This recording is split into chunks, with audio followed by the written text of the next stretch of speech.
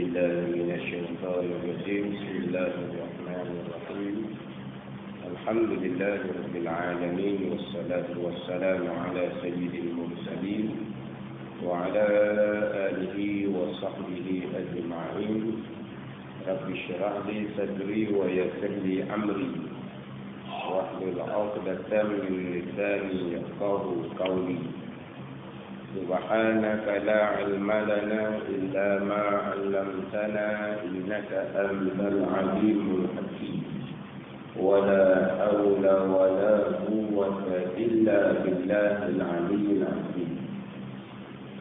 Muka surat 17 ayat 16 berkata. Muka surat 17 ayat 16 berkata. قال المؤلف رحمه الله تعالى ونفعنا بعلومه آمين. Dan wajib akikah bahawa ada bagi Allah malaikat dan mereka itu malaikat beberapa hamba Allah Ta'ala, hamba Allah yang dipeliharakan mereka itu malaikat daripada mengerjakan maksiat. Lagi suci mereka itu daripada segala sifat manusia. Dan wajib akikah, wajib berpegang di akidah kita bahawa ada bagi Allah Ta'ala malaikat. Dia satu malakun, jamak malaikat. Satu dipanggil malakun. Qul yatawaffakum malakul mauti. Malakul mauti. Qul yatawaffakum malakul mauti alladhi wukila bikum. Qul yatawaffakum malakul mauti. Malak itu malaikat lah. Tapi malakul ni satu malaikat. Malaikat itu jamak, tiga kata lah.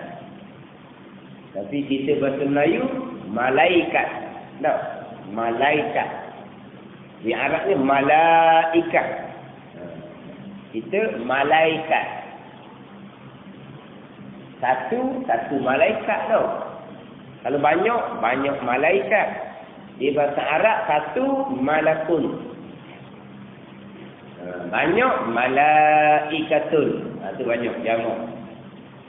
Malakul mauti. Malaikat yang kiri cabut nyawa. Itu malakul maut. Kalau baca Malik raja ketua.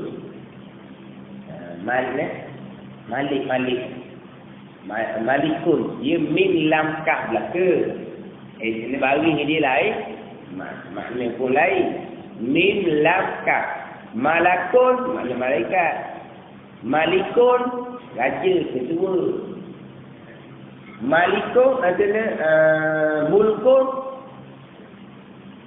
mulkun kul yatawaffakum tu'til mulka man tasha. Tu'til mulkun apa dia? Kerajaan. Milkun milik ampunya. Milkun tu milik ampunya. Mulkun kerajaan. Malikun ketua. Malakun malaikat. Huruf je mim lam kaf. Lepas tu kitab-kitab dia tak ada barisnya. Lepas tu nak buat baris ke apa? Ngomong je kan. Jangan tepat lah. Tak tepat. Lepas tu kita Israel tu biasa orang kita baca ni Malikul Maut. Malikil Maut. Tahu kan kita? Malikil Maut. Dia nak contohnya bukan lam bagi bawah, macam lam bagi atas. Malakil Maut. Kah tu patut bagi depan lah. Tak apalah bagi bau kat pun. Jadi contohnya malakil maut. Bukan malikil maut. Malikil maut tu boleh juga. Malikil maut mana pun. Ketua malaikat cabut nyawa. Malik ketua kan. Boleh juga. Tapi cuma nak contohnya malakil maut. Sebab apa? Itu pun ayat Quran. Qul yatawaffakum malakul maut. Malak. Lam bagi atas. Bukan lam bagi bawah. Malakul maut. Kalau baca malikul maut, Malik ketua yang kerja cabut nyawa. Israel juga. Tak lagi. Israel belaka. Malakul maut pun Israel. Malikul maut pun Israel. Malakul maut malaikat yang cabut nyawa. Malikul maut ketua malaikat yang cabut nyawa. Siapa dia? Israel juga. Tapi cuma hak moleknya lam sebagai atas. Sebab dalam Quran, kul yatawaffakum malakul maut. Jadi malaikah ni jamak daripada malakul. Jadi di antara yang wajib kita berpegang adalah ada bagi Allah Ta'ala malaikah. Jadi kita lepas dah dulunya berkaitan dengan sifat-sifat Allah dan sifat-sifat Rasul. Kita mengaji berkaitan dengan sifat-sifat Allah, sifat-sifat Rasul, masuk di bawah pengertian dua kalimah syahadat. Asyhadu an la ilaha illallah wa asyhadu anna Muhammadar Rasulullah. Sesat itu dia. 50 aqidah. Tapi kalau nak pergi kepada rukun iman, tak sesat lagi. Malaikat duduk mana, kitab duduk mana, hari kemudian pula. Dia hak lain-lain ni semuanya masuk di bawah beriman dengan Rasul. Apabila kita naik saksi bahawa Nabi SAW utusan Allah, berarti kita akan beriman dan percaya akan sekalian perkara yang dicerita oleh Nabi SAW. Maka di antara perkara yang Nabi kita cerita, malaikat, kita hari kemudian, kena beriman belaka lah tu.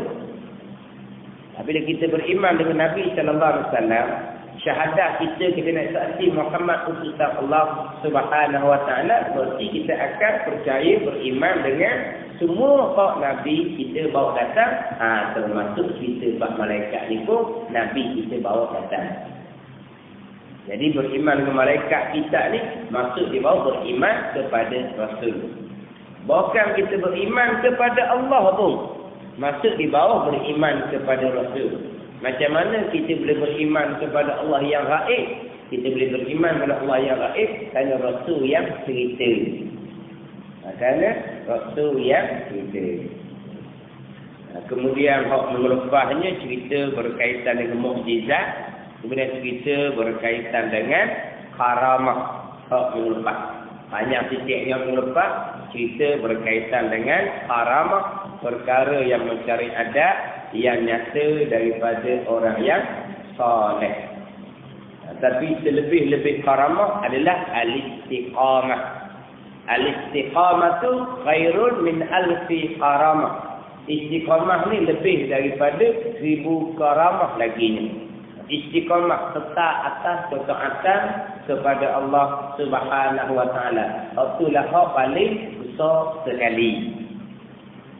Lepas tu, karamah dengan makna perkara yang mencari adat, kurniaan daripada Allah. Allah Ta'ala nyatakan kepada mereka-mereka yang saleh. Mereka-mereka yang taat kepada Allah zahir dan batin, yang asal salehnya, pokok pangkal kembali kepada ilmu. Kalau ilmu tak mengaji, beramal sendiri-sendiri, itu derhaka kepada Allah Subhanahu Wa Ta'ala.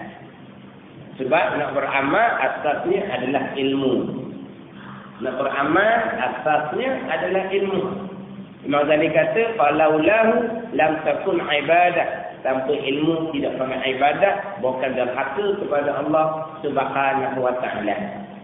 Tiba-tiba dalam derhaka kepada Allah, berlaku perkara yang mencari adat di dia.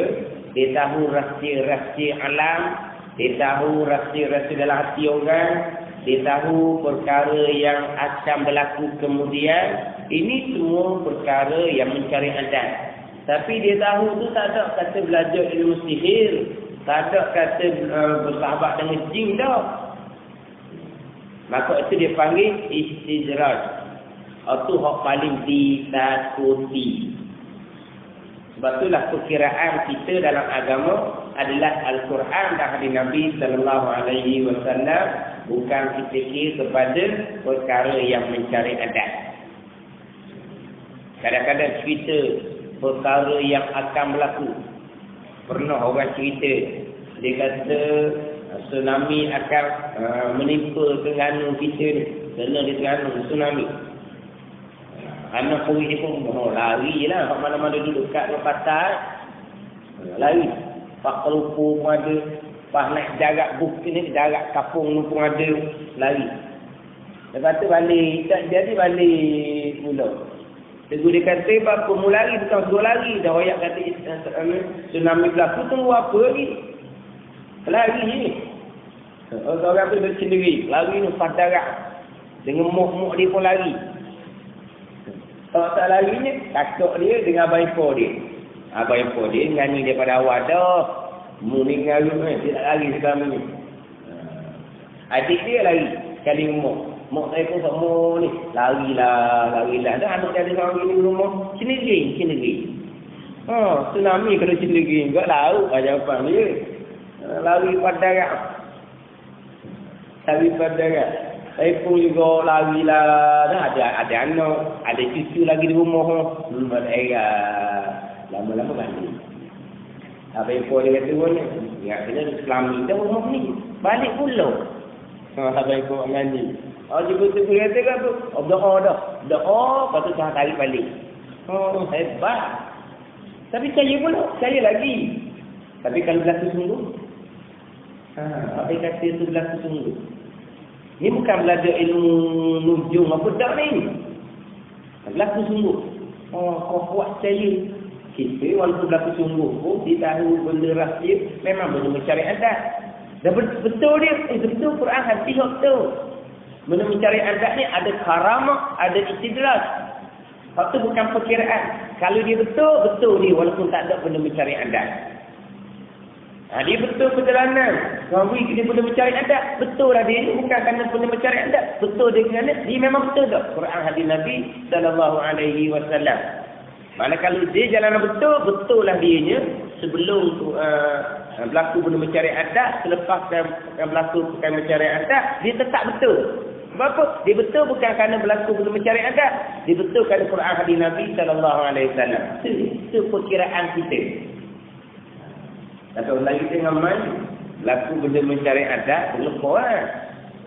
Dia tutup wali. Dia ingat ke benda mencari adat ni satu nama. Karamah sahaja. Lepas kita baca dah kan, ada 8 nama benda mencari adat ni. 4 yang sebenar, 4 yang sesat. Mencari adat lagi. Sebenarnya mukjizat, irhaq, karamah, ma'unat atau sebenar. Sesatnya ihanah, sihir, syukurah. Kemudian apa lagi ni? Istidraj. 4 ni sesat berarti. Benda mencari adat juga. Jadi benar ke tak benar, tengok perjalanan. Kalau perjalanan dia perjalanan Al-Quran hadis, orang yang soleh berlaku benda mencari adat, itu adalah karamah daripada Allah Subhanahu Wa Taala yang zahir kepada orang yang soleh. Nisbah orang perjalanan, perkiraan mereka bukan kepada benda ni perkara mencari adat. Contohnya kata-kata hikmah dalam kitab hikam, tasawwufuka ila ma butina fika min al-uyub khairun min tasawwufika ila ma hujiba anka min al-ghuyub. Mengintai-intai engkau kepada perkara yang tersembunyi pada engkau daripada keaiban-keaiban kita. Ni duk cari sifat-sifat kita tahu ni, penyakit-penyakit hati. Duk itah hak tu. Duk perintah hak tu. Lebih baik daripada mengintai-intai engkau kepada perkara yang terdinding daripada engkau daripada perkara gaib. Rahsia-rahsia. Itah tu tak ada guna. Itah ada dalam hati kita ni. Daripada penyakit hati. Dalam keadaan kita itah di kita ni banyak lagi kekurangan, banyak lagi sifat-sifat yang tak baik. berlaku perkara yang mencari adab. Itu bukan taufik hidayah daripada Allah Subhanahu wa taala. Itu bukan sebenar. Kita periksa diri kita ni banyak kekurangan dalam mang kita ni. Zahir mudah je nak comel hak dalam. Dalam kita banyak lagi hak tak betulnya, tiba-tiba Tuhan kurnia kepada kita perkara mencari adab. Itu bukan karamah. Itu bukan karamah. Kita sudahlah, itu bukan karamah sebab kita banyak lagi perkara-perkara penyakit hati. Mana dalam kitab-kitab hakikat pun diperingat perkara mencari adab ni bukan satu pengiktibaran.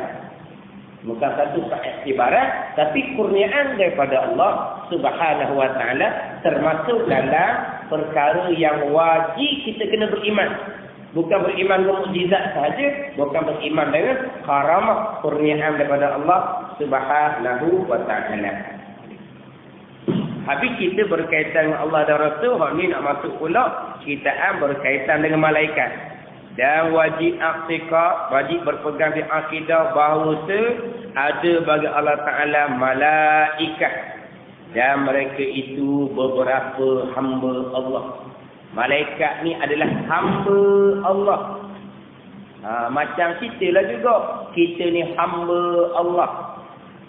Bila hamba Allah, maknanya makhluk Allah. Makhluk saya bukan sama sekali. Malaikat ni bukan kaki tangan Allah. Walaupun Jibril, Mikail, Israfil, Israel itu kan dipanggil mudabbirin. Mudabbirin ni malaikat yang mengatur perjalanan alam. Jibril, Mikail, Israfil, Israel. Pak ni kepala-kepala besar. Pak ni lah dipanggil mudabbirun. Malaikat yang mentadbir alam. Dan macam mana dengan ayat yudabbirul amra minas sama'. Yudabbirul amra minas sama'. Siapa yang mentadbirkan? Yudabbiru. Allah yang mentadbirkan. Dia kata Jibril, Mikail, Israfil, Israel ini mudabbirun. Malaikat yang mentadbir alam itu hanya tugas zahir. Hakikinya yang mentadbir alam adalah perbuatan Allah Subhanahu wa taala. Bukan malaikat yang mentadbir alam. Sebab apa? Sebab malaikat hamba Allah. Malaikat makhluk Allah. Hamba Allah, makhluk Allah, tak bekas sama sekali. Semua yang berlaku adalah perbuatan dan kerjaan Allah Subhanahu wa taala. Dia kata malaikat yang menurunkan rezeki, contohnya Mikail yang menurunkan rezeki. Mikail tau. Jibril, Mikail. Mikail yang menurunkan rezeki. Pegangan kitanya wa yarzuqu man yasha. Wa yarzuqu man yasha. Dan rezeki Allah bagi mereka yang Allah kehendaki. Siapa yang rezekinya? Wa yarzuqu, rezeki Allah Taala. Allah Taala rezeki. Dia kata Mikail yang menurunkan rezeki itu hanya tugas zahir. Malaikat tak tahu bekas sama sekali. Qul yatawaffakum malakul maut alladhi wukila bikum tu. Maksud ayat ni Israel yang cabut nyawa.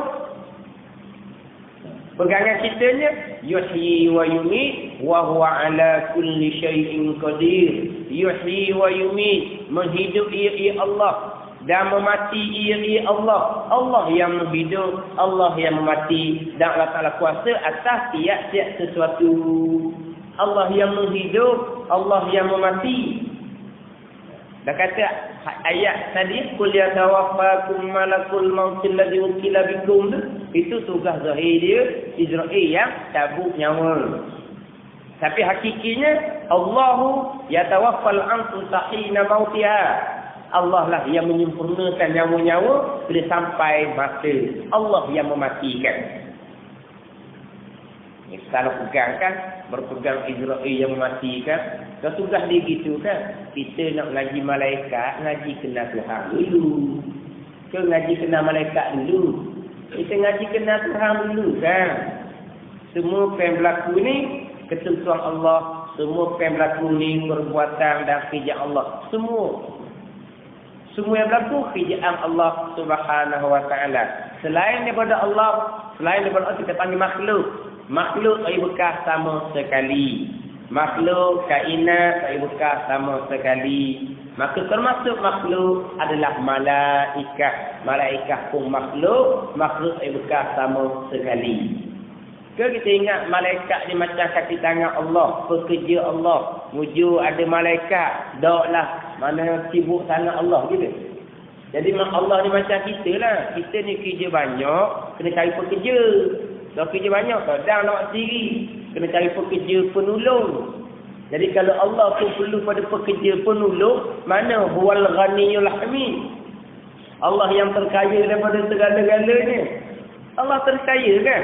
Allah lepas daripada segala-gala. Tak lepas juga Allah. Berharap juga kepada malaikat.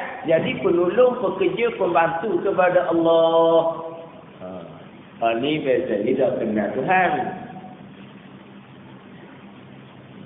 Jadi malaikat ni hamba Allah. Dan mereka itu malaikat beberapa hamba Allah yang dipeliharakan mereka itu daripada mengerjakan maksiat. Malaikat ni tidak sama sekali melakukan maksiat. Ini matbu' dia gitu dah. Allah Taala jadi dah malaikat ni dalam keadaan tidak sesekali melakukan perkara yang dilarang. La ya'sunallaha ma amarahum wa yaf'aluna ma yu'marun. Tidak derhaka mereka itu akan perkara yang diperintah oleh Allah Subhanahu wa taala dan melakukan mereka itu akan perkara yang diperintah kepada mereka itu. Secara maksud dia, secara jadi gitu dah. Adapun kita ni ada nafsu apa semua.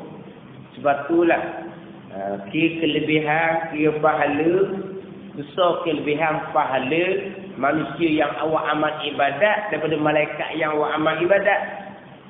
Sehingga kan kalaulah sembahyang tu sempurna 100%, sempurna sungguhlah 2 rakaat je. Tapi sembahyang yang sempurna 100% lebih baik daripada malaikat 7 langit yang daripada mula jadi sampai kiamat cacang-cacang semua, ada rokok semua, sujud semua tu. Daripada asal jadi sampai kiamat. Hak mana cacang. Hak mana rokok. Hak mana sujud sampai kiamat. Manusia sembahyang sempurna zahir batin 2 rakaat lebih besar pahala daripada malaikat di langit. Sebab apa malaikat lain tak ada sesuatu apa pun jadi kita dah Tuhan buat ke dia. Kita nak jadi comel. Nak jadi comel kena comel pegangan dulu. Lepas tu comel pula pekoh semayang bang comel tunggu. Lepas tu kena comel pula tahu ilmunya. Lepas tu amal pula kena amal molek. Dia jadi sempurna 2 rakaat Mana payah nak jadi sempurna 2 rakaat. Malaikat tu memang akan jadi dia seumpama tu dah. Tak ada susah-susah. Tak ada payah-payah pun. Ini kita kelebihan. Afdalul a'mal asyaqquha. Selebih-lebih amal kok payah. Adapun malaikat ni matbu' dia dah. Kejadian dia dah tidak derhaka kepada Allah Subhanahu wa taala. Lagi suci mereka itu daripada segala sifat manusia. Malaikat ni tidak bersifat dengan sifat manusia. Tak ada makan, tak ada minum, tak ada tidur, tak ada lah malaikat ni. Tapi hak super manusia ada juga. Mana super manusia? Manusia berjisim, malaikat berjisim. Manusia besar kecil, malaikat pun besar kecil juga. Manusia pergi mari, malaikat pun pergi mari. Manusia sembahyang, malaikat pun sembahyang. Manusia berzikir, malaikat pun berzikir. Ada tempat serupa. Tapi cara umumnya tak serupa. Mana pun tak makan, tak minum, tak tidur apa semua. Tak ada lelaki, tak ada perempuan, tak ada. Ini malaikat. Dia suci daripada sifat manusia. Dan mereka itu malaikat ni amat banyak. Tiada mengetahui dengan bilangan mereka itu malaikat Allah Subhanahu wa taala. Makhluk Allah yang paling banyak sekali makhluk Allah yang paling besar sekali. Malaikat tak mati-mati, setengah ulama mengatakan bahawa berkasang air wuduk kita dalam semayang tu jadi malaikat pula dah. Malaikat tak mati-mati dah. Air wuduk kita tu, berkasang air wuduk kita jadi malaikat pula dah. Itu kata setengah pandangan. Jadi malaikat makhluk Allah yang paling banyak, malaikat makhluk Allah yang paling besar sekali. Jibril contohnya ada 600 sayap. Rupa asalnya satu sayap je penuh langit bumi dah. Hak rupa asal. Israel contohnya, kepala langit yang ketujuh, kaki bumi yang ketujuh. Rupa asal, soalnya malaikat. Makhluk Allah yang paling banyak, makhluk Allah yang paling besar adalah malaikat. Tapi banyak mana malaikat ni? Hanya Allah yang mengetahui. Kita hanya beriman bahawa banyak malaikat hamba Allah Subhanahu wa ta'ala.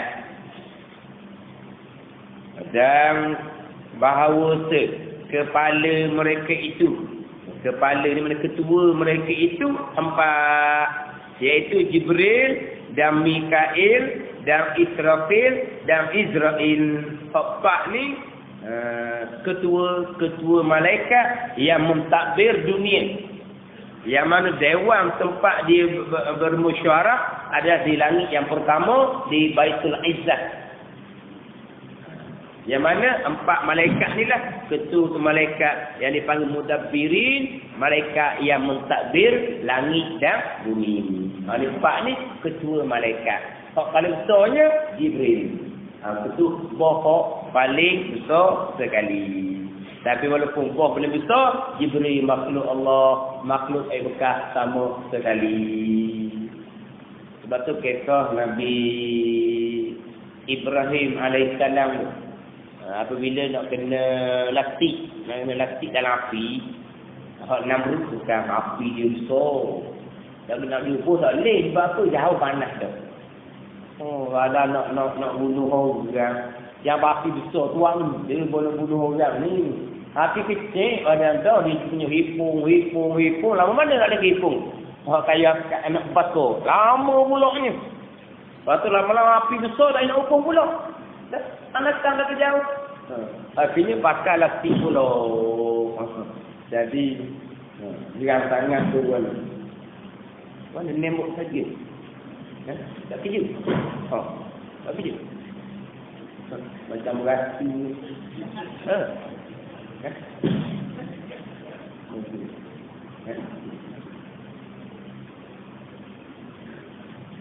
Sebab ada orang laku, kalau orang laku tak susuk. Sekali pun, sekali belakang.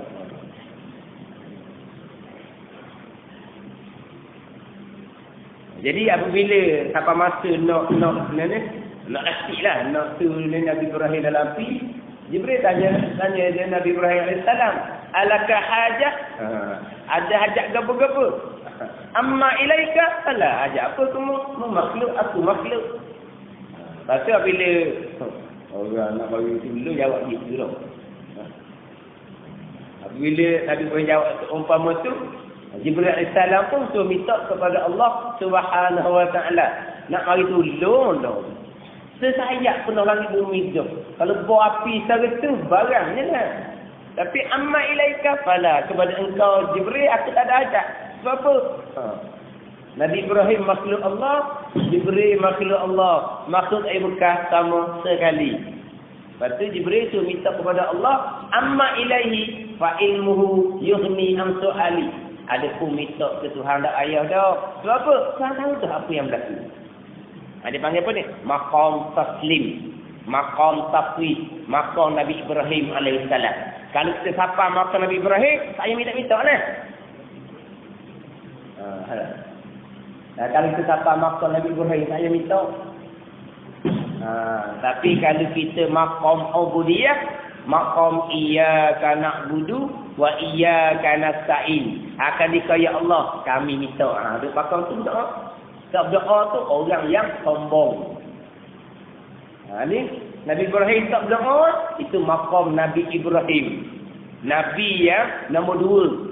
Tertib lebih nabinya duduk nombor 2. Nabi SAW nombor 1, Nabi Ibrahim AS nombor 2. Kalau kita duduk tahap tu dia ada mana?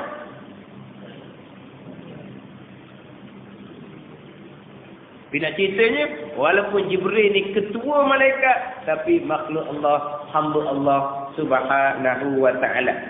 Dan setengah daripada mereka itu malaikat yang banyak bilangan. Yang mana bilangannya yang mengetahui hanyalah Allah Subhanahu wa ta'ala. Di antara malaikat yang banyak-banyak ni, malaikat hamalatul arsy. Arti hamalatul arsy ni beberapa malaikat yang menanggung al-arsyir rahman. Beberapa malaikat yang menanggung arsyir rahman. Beberapa malaikat yang tanggung arasy.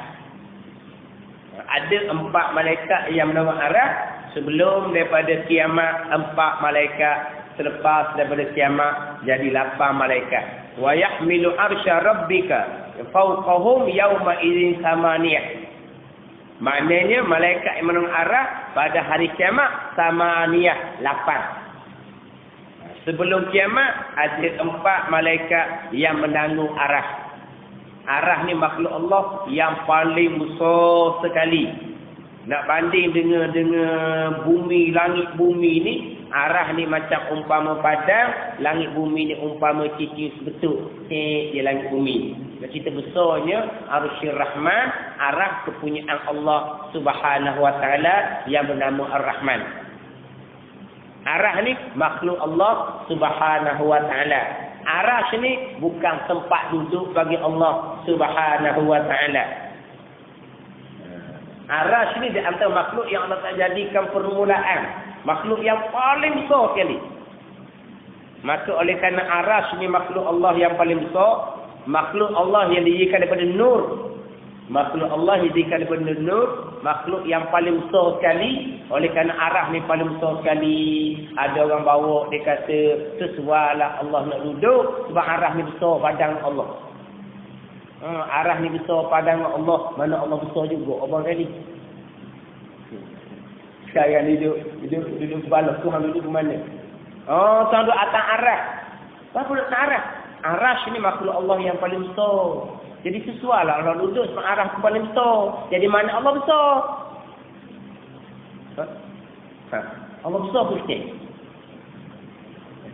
Allah besar bukan? Maha besar pangkat tu kiralah. Zat Allah ni zat Allah. Allahu Akbar. Allah maha besar. Maha besar pangkat. Ni zat Allah ni besar bukan? Zat Allah ni besar bukan? Mana besar Allah dengan langit bumi? Mana besar Allah dengan arah? Allah ni besar bukan? Zat Allah tu besar bukan? Zat Allah bukan pangkat Allah. Zat Allah besar bukan?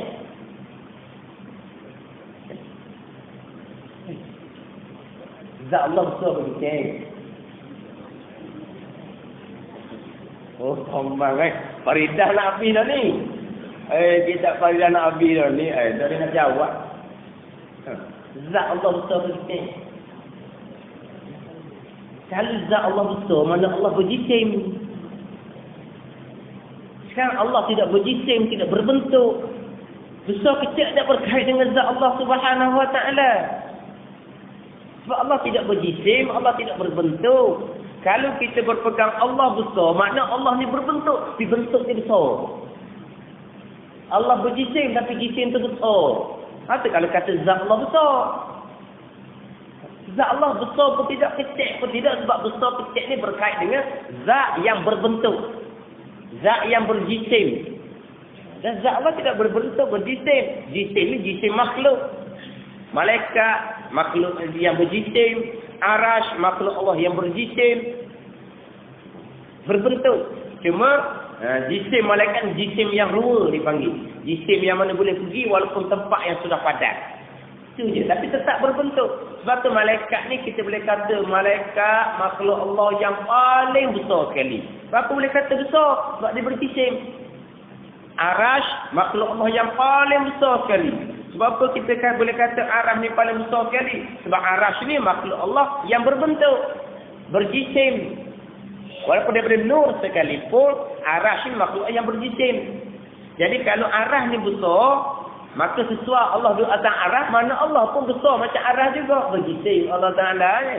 Sama besar Allah dengan arash. Arash berbentuk berjisim, Allah pun berbentuk berjisim.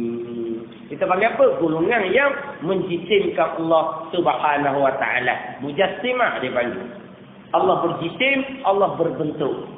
Ini khilaf ulama. Kalau kata berjisim berbentuk yang sah dengan Allah, setengah mengatakan kafir, setengah mengatakan dosa besar. Kalau berjisim itu macam makhluk juga, itu kafir ijma' ulama. Mula Allah besar. Apabila Allah tidak berbentuk, Allah tidak berjisim, Allah terkaya daripada segala-galanya, tak timbullah Allah tu perlu kepada tempat. Sebab tempat termasuk arash adalah makhluk yang dijadikan kemudian.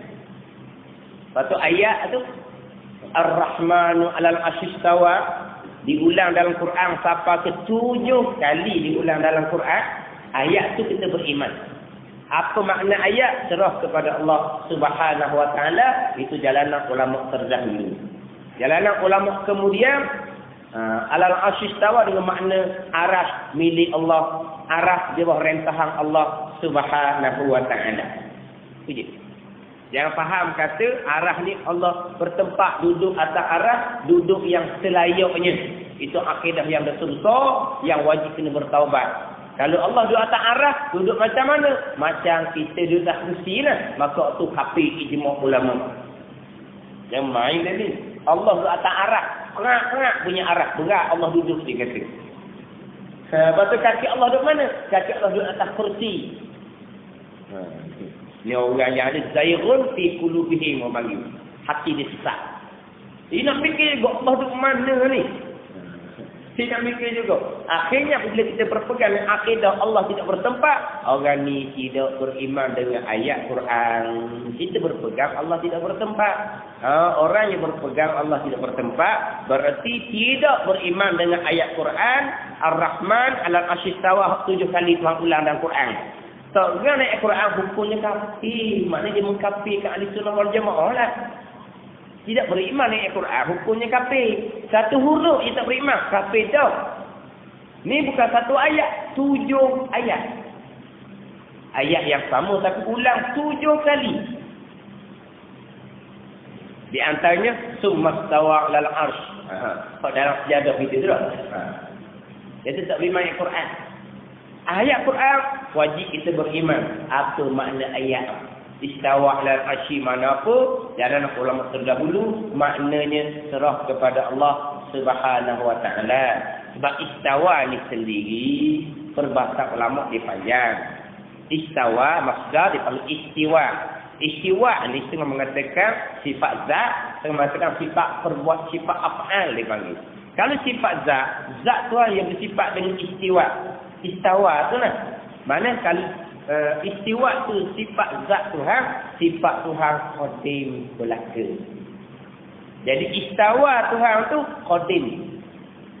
Tapi alal arsy atas arah makhluk yang dijadikan kemudian. Tapi Tuhan istawa qadim sedia kala. Selepas jadi arah, sebelum jadi arah, Allah sudah istiwa.